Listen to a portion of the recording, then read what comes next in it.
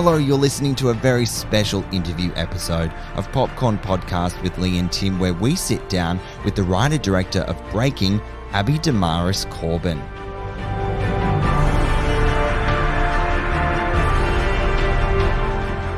I'm Timmy Fland, movie buff. And I'm Lee Livingstone, entertainment journalist. And we love to talk all things movies. We do, and Breaking is based on the true story of Marine veteran Brian Brown-Easley, who takes a bank with several employees hostage out of sheer financial and mental desperation after being repeatedly denied support from Veteran Affairs.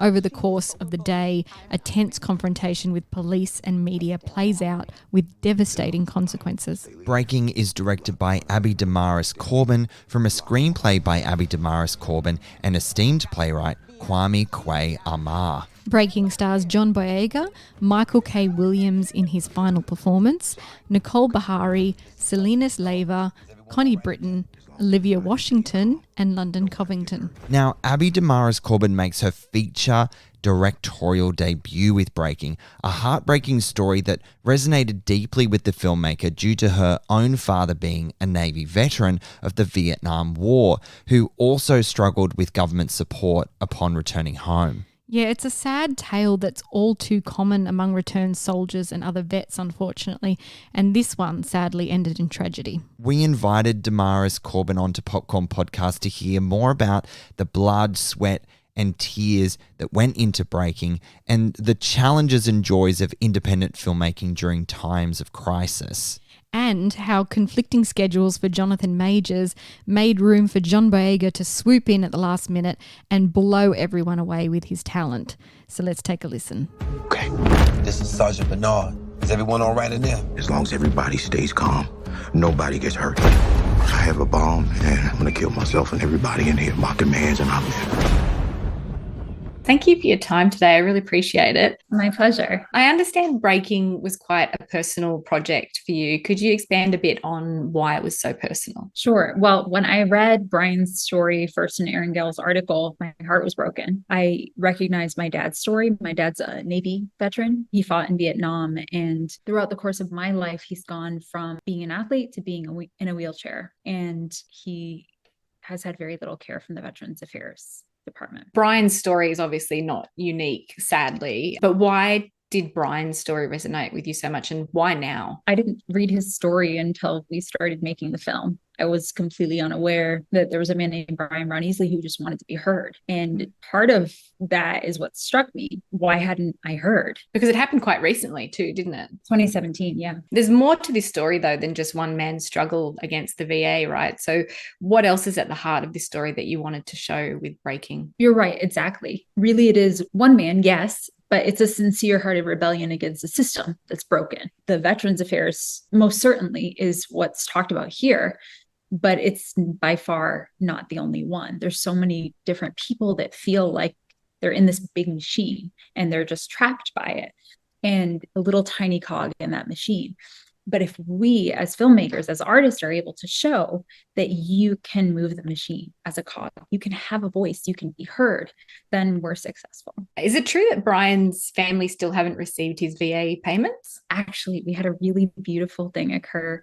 An employee of the VA watched this film and reached out to Jessica, Brian's wife, and said, "I'd love to help." That's amazing. And what a testament to what filmmaking can do, as you said. Did filming during the pandemic put any constraints on your original vision for the film? It's definitely complicated.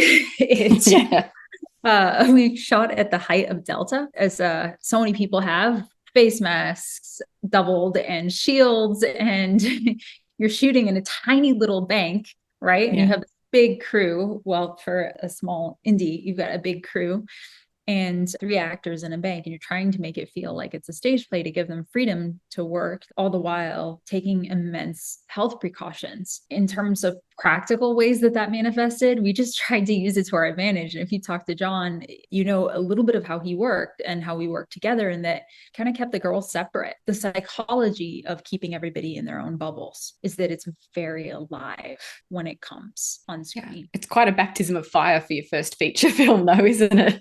Yes, ma'am. Yes, ma'am.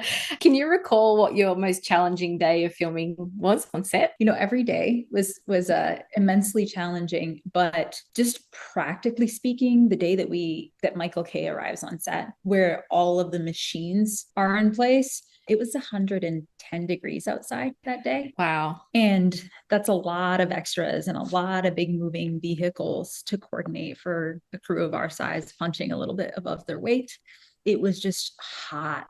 And it was just a matter of, okay, guys, like we need to care for our crew first and foremost. Let's ice packs, fans for everyone, lots of electrolytes, but just really making sure that you're taking proper breaks, and also knowing that we can't afford to keep these trucks the next day. So you best get the shot. Right. What about the most satisfying day for you, either personally or professionally? There's one scene that we shot on separate days. The scene in the bathroom with Brian and his daughter, the phone call, both sides of that. Oh man, we were up against a clock. It was really difficult to get that one scene, both sides of the phone call. John was in the bathtub while we shot her side of the call, and we started improvising, and I wanted to shoot her side first so that John, when he opened his soul on camera, would have something to react to. I just let the camera roll. She's a kid, so you just kind of have to let her get to the kid space, right? Where she's not acting anymore as Kaya. She's just London, and she has real skills, London. But what we needed in that moment was just pure childish vulnerability, right? And so John's in the bathtub off to the side, and just start having them improv a little bit. And then we just found the moment. And then we go to shoot the other side of the phone call, and it's one of our most packed days. I think we're shooting like 17 scenes in that day, quite a few. And that's our last one of the day, just by nature of the schedule and the moves and when we could get the buildings and, like, you know, all the constraints you have as filmmakers. And I knew that if that scene didn't play, if we weren't able to really crack open a window into Brian's heart, the whole film doesn't land. I had one take with him, gave him one adjustment, and then I just said, don't cut until we know we've got it. And he was brought into the project quite last minute. Why was it so tough to find your Brian? It wasn't, actually. It was one of those things that we were extraordinarily blessed that 3 days after we reached out to Jonathan Majors, he signed on. But then COVID and Marvel scheduling and all of the schedules just didn't quite align, but in a beautiful way, because the person who was supposed to be in the room wound up in the room. And John hadn't been available initially. He was on another project with our original shooting dates. So it worked out really beautifully that John was able to jump in when our dates changed. What was it about John that made you know immediately he was the right man for the job? He has extraordinary skill, extraordinary empathy, and he works from a place of freedom. It takes a lot of skill to hit the ground running 2 weeks before shooting. Exactly. John mentioned that you and your DP, Doug Emmett, had a unique way of filming, in that you'd let the cameras roll for extended periods, as you mentioned as well, beyond the scene. How did that change what you were getting from the actors in the scene? There was an element of exhaustion that took place in the reality, that things would just kind of slow down in the space, all the while there was this intensity ratcheting up outside. So it allowed the actors to really play in that moment, where Salinas and Nikki are playing off of John. They're looking to find out what is going to happen next. So they don't know. And John's such an interesting actor, and he's so alive in the way that he prepares, that he can just keep going. So it allows the moments of surprise that really take acting from true to great to occur naturally. What appeals to you about directing? What drew you into this business? I love that I get to bring an extraordinarily talented group of people together in the service of one mission, and I get to bring out the best out of each one of them. I'm also kind of mediocre at each one of those, but I can become extraordinary by working with artists who are. I think you're being humble there. The end product that you've delivered is absolutely phenomenal. But what's next for you after Breaking? What kind of story would you like to work on next? You know, I'm writing and I'm in the process of defining that. So I'll let you know as soon as it percolates. Sure. Let me know. Give me a call. I will. Thank you so much for your time today, Abby. It was a pleasure talking with you. Thank you, Lee. Really nice to meet you. I've had some problems with veteran affairs myself. How about you release one of those leaders? No. I need everybody to see what's happening here. I need the fire trucks. I need the news cameras. You have my undivided attention.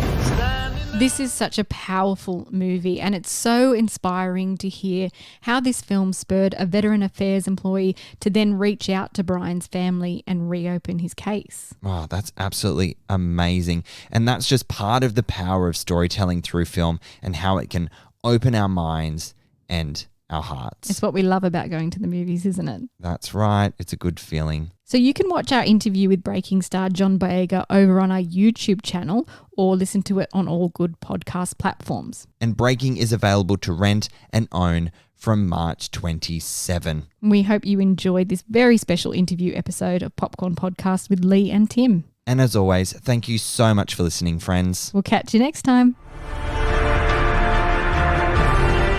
If you enjoy our episodes, head over to Apple Podcasts and subscribe. While you're there, we would love you to rate us and leave a review. You can also find us on Spotify, Google Podcasts, iHeartRadio, Amazon Alexa, and where all good podcasts are found.